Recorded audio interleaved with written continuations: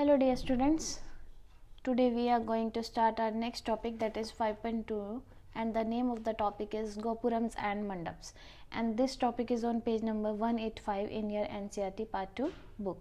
So let's start the topic. तो हम gopurams and mandaps के बारे में जानेंगे. तो ये गोपुरम्स और मंडप जो हैं ये टेम्पल्स के कुछ एक्स्ट्रा फीचर्स हैं, कुछ न्यू फीचर्स हैं. क्या हो रहा था, तो हम विजयनगर कैपिटल की बात कर रहे हैं, विजयनगर एरिया की बात कर रहे हैं. तो विजयनगर में जो टेम्पल हुआ करते थे उनमें मेन जो श्राइन थी गॉड की, वो हुआ करती थी सिर्फ. जैसे हम विरूपक्षा टेम्पल की बात करें तो विरूपक्षा टेम्पल में मेन श्राइन विरूपक्षा जी की हुआ करती थी. और जो वहाँ के किंग हुआ करते थे या रूलर्स जो आए थे जिन्होंने वहाँ रूल किया था, तो धीरे धीरे वो उन टेम्पल्स के अंदर क्या कर रहे थे, न्यू फीचर्स को ऐड करवा रहे थे. जैसे कि हमने पहले भी बहुत बार ये डिस्कस किया कि जो रूलर्स हुआ करते थे वो टेम्पल कंस्ट्रक्ट करवाने में बहुत ज़्यादा बिलीव करते थे. क्यों? क्योंकि वो अपने आप को डिवाइन एसोसिएटेड पर्सन कहा करते थे. वो लोगों से जुड़ा इसी वजह से करते थे कि वो भगवान के भेजे हुए बंदे हैं या भगवान ने उन्हें उन लोगों के लिए या प्रजा के लिए भेजा है. सो वो अपने आप को डिवाइन एसोसिएटेड पीपल माना करते थे. इसलिए वो क्या किया करते थे, टेम्पल्स को कंस्ट्रक्ट करवाया करते थे, हम कह सकते हैं मेंटेन करवाया करते थे. जो रिपेयरिंग वर्क हुआ करता था वो सब कुछ वहाँ के जो उस टाइम के रूलर्स हुआ करते थे वो लोग किया करते थे. तो टेम्पल्स में मेन श्राइन हुआ करती थी. हम विरूपक्षा टेम्पल की बात करें तो विरूपक्षा टेम्पल में मेन श्राइन जो थी वो पहले से ही वहाँ थी विरूपक्षा जी की. लेकिन जैसे जैसे टाइम टू टाइम रूलर्स आते गए, चेंज होते गए, तो उन्होंने उन टेम्पल्स में कुछ फीचर्स ऐड करवाने शुरू कर दिए थे. उन टेम्पल्स को एलैबोरेटिव यानी बढ़ा चढ़ा कर बनाना शुरू कर दिया था. तो उन्हीं में से दो फीचर्स की आज हम डिस्कशन करेंगे. One is gopurams and second is मंडप. तो गोपुरम्स क्या होता है? गोपुरम्स होता है एलैबोरेटिव गेटवे, यानी जो मंदिर की एंट्रेंस होती है उसे बहुत ज़्यादा कह सकते हैं कि हम नक्काशी करके या उसे डेकोरेटिव आइटम बना के या इनोवेटिव स्टाइल से उसकी जो एंट्रेंस है उसको ब्यूटिफिकेशन करके जो गेटवे तैयार किया जाता है उसे हम गोपुरम्स कहते हैं. आपने देखा ही होगा हमारे इंडिया में जितने भी टेम्पल्स हैं उनकी जो एंट्रेंस है वो बहुत ही इलेबोरेटिव होती है, बहुत ही स्टनिंग, अमेजिंग और अट्रैक्टिव होती है. तो ये जो पिक्चर है ये आपकी बुक में दे रखी है विरूपक्षा टेम्पल की.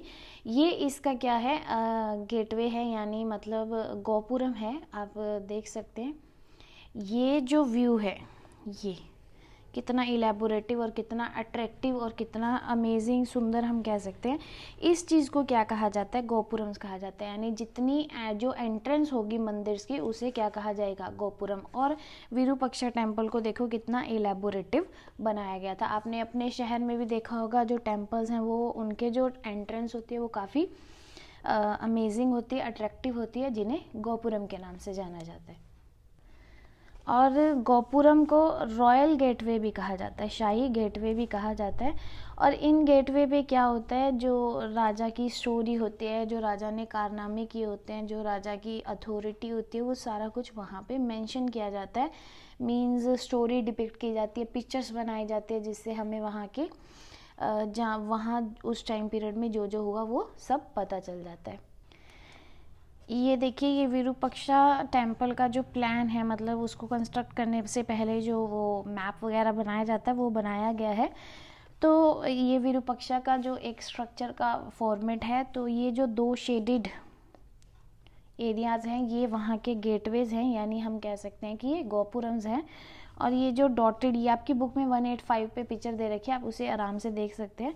और ये जो डॉटेड जितने भी हैं, डॉटेड पॉइंट हैं, ये सारे वहाँ के पिलर्स हैं, जिन्हें हम बाद में डिस्कस करेंगे कि पिलर्स वहाँ पे क्या होते हैं, उनका क्या वो रोल होता है. तो वो सब बाद में डिस्कस करेंगे. ये एक स्ट्रक्चर दे रखा है. और जो स्क्वायर स्ट्रक्चर है या हम कहेंगे जो स्क्वायर फॉर्म में है, वो सारे के सारे क्या हैं, वहाँ के मेजर श्राइन्स हैं. मंदिर में जैसे मेजर श्राइन्स हुआ करते हैं, तो जो स्क्वायर्स हैं वो वहाँ पे मेजर श्राइन्स का काम कर रहे हैं. तो ये एक प्लान दिया हुआ है या हम कहेंगे एक मैप दिया हुआ है जो विरूपक्षा टेम्पल का है. और यहाँ पे 2 मेनली गेटवेज दिखाए गए हैं जो शेडेड हैं. तो ये जो गेटवेज बनाए जाते हैं मेनली ये क्या काम करते हैं, रिमाइंडर्स का काम करते हैं, यानी ये हमें बताते हैं कि ये किन्होंने बनवाए थे। इन गेटवे से हमें पता चल जाता है पावर ऑफ किंग का, यानी उस टाइम पे उस किंग की कितनी पावर हुआ करती थी, कैसे हुआ करती थी, क्या क्या रिसोर्सेज वहाँ पे यूज़ किए गए थे, उस टाइम पीरियड में क्या क्या रिसोर्सेज अवेलेबल थे, कंस्ट्रक्शन किस तरह से हुई थी। ये सब हमें ये जो गेटवेज हैं उनको देख के, उनके स्ट्रक्चर को देख के पता चल जाता है। एंड टेक्निक्स और स्किल्स क्या क्या यूज़ की गई थी इन गेटवेज को बनाने में, तो ये सारी चीज़ें हमें इन गेटवेज को देखकर पता चल जाती है। तो ये एक फीचर था वहाँ के टेम्पल्स का, जिसे हम गोपुरम के नाम से जानते हैं, रॉयल गेटवे के नाम से जानते हैं। अब हम सेकेंड फीचर की बात करेंगे, मंडप्स। मंडप्स आपने देखा भी होगा, हाँ, जो हमारे हिंदू समाज में जो है शादी होती है तो वो मंडप में होती है, तो ऐसे बनाए जाते हैं, ये 4 पिलर लगाए जाते हैं, ठीक है, ऐसे एक, और इनके ऊपर क्या बनाया जाता है, एक ऐसे कवर कर दिया जाता है और इन 4 पिलर्स को डेकोरेट किया जाता है और बीच में जो मैरिज सेरेमनी होती है या हम कहेंगे फेरे वगैरह होते हैं वो परफॉर्म किए जाते हैं। तो इस एरिया को क्या कहा जाता है, मंडप कहा जाता है। और मंदिरों में भी मंडप्स बनाए जाते हैं और वो भी इसी फॉर्म में बनाए जाते हैं कि पिलर्स होते हैं और पिलर्स के ऊपर क्या किया जाता है, शेड वगैरह बनाया जाता है और वो काफ़ी इलेबोरेटिव होता है, जिन्हें मंडप्स कहा जाता है। आपने देखे भी होंगे मंदिरों में मंडप्स। तो कुछ इस तरह की पिक्चर्स जो हैं मंडप्स की आपकी बुक में दे रखी हैं। देखिए ये पिलर्स हो गए और इसके ऊपर जो ये शेड बनाया हुआ है और काफ़ी इलेबोरेटिव वे में बनाया गया, जिन्हें मंडप्स कहा जाता है। कुछ इस तरह के भी मंडप्स वहाँ पर बनाए जाते थे। ये स्क्वायर फॉर्म का मंडप हो गया, यानी ऊपर जो है इसके कोई ट्रायंगुलर या हम कर्वीर या हम कहेंगे टॉम जैसा कुछ शेप नहीं दे रखा है, तो इस तरह के भी वहाँ पे मंडप बनाए जाते थे। तो इन मंडप्स को हम पैविलियन भी कहते हैं।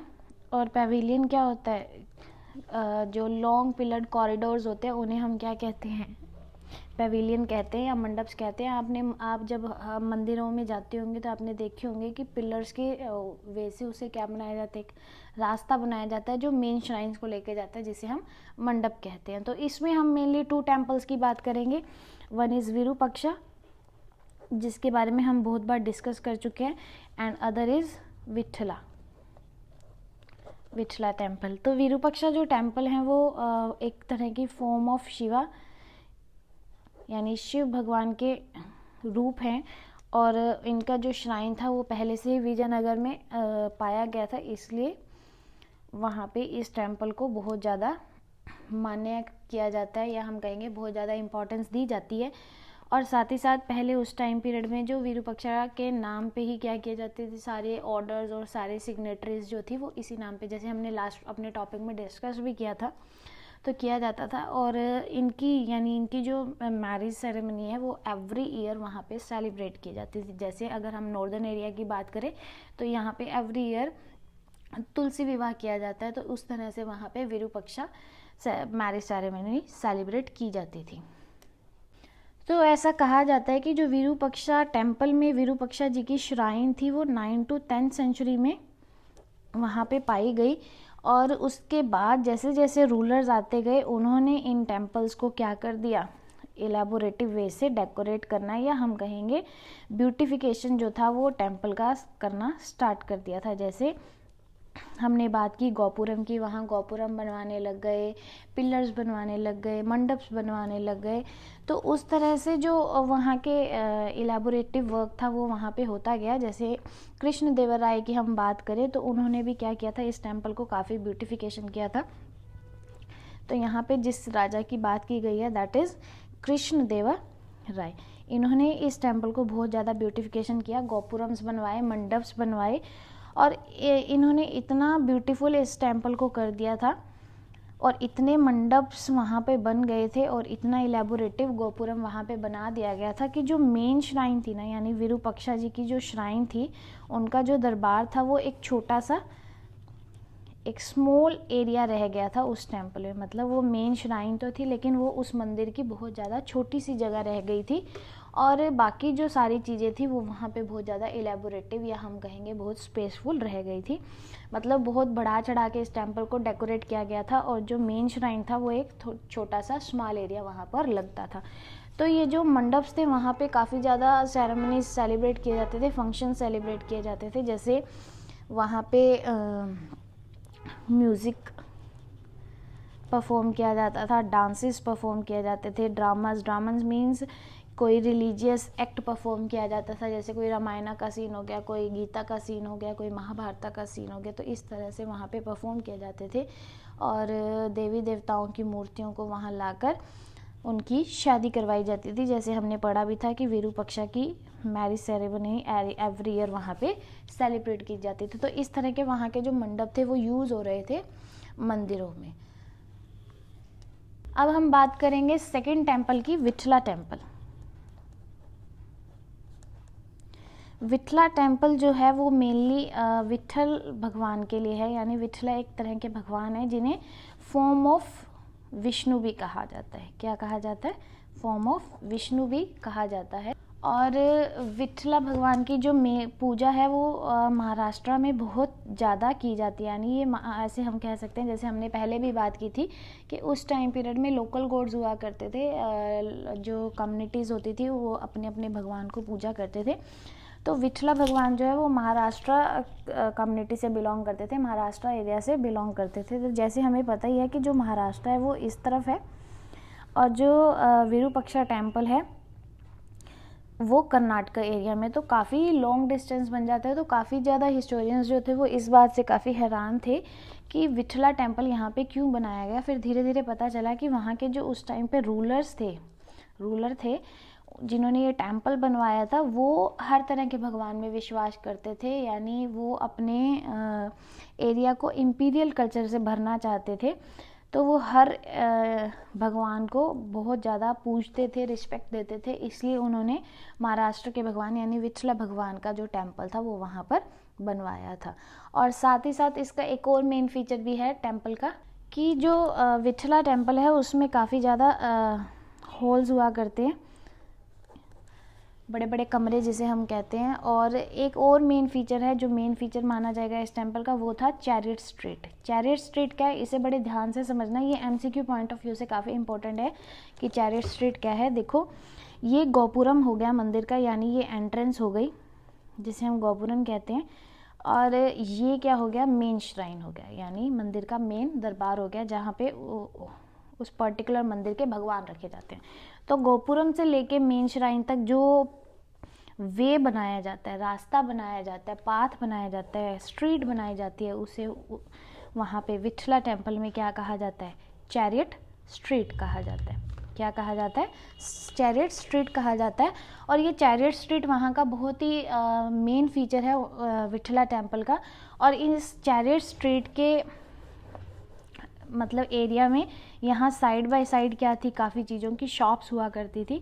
जैसे अगर आपने सालासर या खाटू श्याम जी का मंदिर देखा हो तो उनका भी ऐसे ही है, जो एंट्रेंस है वो और वहाँ से मेन श्राइन के बीच में एक चैरियट स्ट्रीट बनाई गई है, और उस चैरियट स्ट्रीट के साइड बाय साइड में क्या है, काफ़ी ज़्यादा शॉप्स वगैरह हैं, जैसे फ्लावर शॉप हो गई, प्रसाद की शॉप्स हो गई, तो इस तरह की वहाँ पे शॉप्स बनाई गई थी। तो ये एक मेन फीचर था विठला टेम्पल का।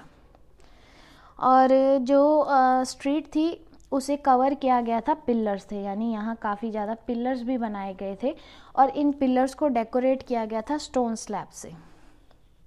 क्या किया गया था? स्टोन स्लैब से। स्लैब्स आप समझते ही हैं, पत्थरों की स्लैब से इसे बनाया गया था, सजाया गया था। और इस तरह का जो फीचर है वो वहाँ पे यानी विठला टेम्पल में पाया गया था। और साथ ही साथ ये जो एलैबोरेटिव वर्क है ये रूलर्स ने ही नहीं बल्कि वहाँ पे नायकाज हम समझते हैं कि कौन थे, नायकाज ने भी कंटिन्यू रखा इस एलैबोरेटिव वर्क को। इन्होंने भी काफ़ी टेम्पल्स को एलैबोरेटिव बनाने की कोशिश की, फोर्टिफिकेशन करवाया, जैसे वो ट्रेडिशन इन्होंने कंटिन्यू रखा। तो ट्रेडिशन ऑफ टेम्पल बिल्डिंग जो था वो भी उन्होंने कंटिन्यू रखा। और ऐसा भी कहा जाता है कि बहुत सारे नायकास ऐसे थे जिन्होंने स्पेक्टेकुलर गोपुरम्स वहाँ पर बिल्ड किए, यानी बहुत अमेजिंग गोपुरम्स वहाँ पर बिल्ड करवाए गए थे। किसके द्वारा? नायकास के द्वारा। किसके द्वारा? नायकास के द्वारा। सो यही आपका टॉपिक है आज का। कल हम इस चैप्टर को फिनिश करने की कोशिश करेंगे, बस थोड़ा सा ये चैप्टर रह गया। Then soonly we will start our next chapter. If you have any doubt after this discussion, please let me know. Otherwise, don't forget to do your work timely and don't forget to pray for everyone. See you in next video. Till then, take care. Thank you.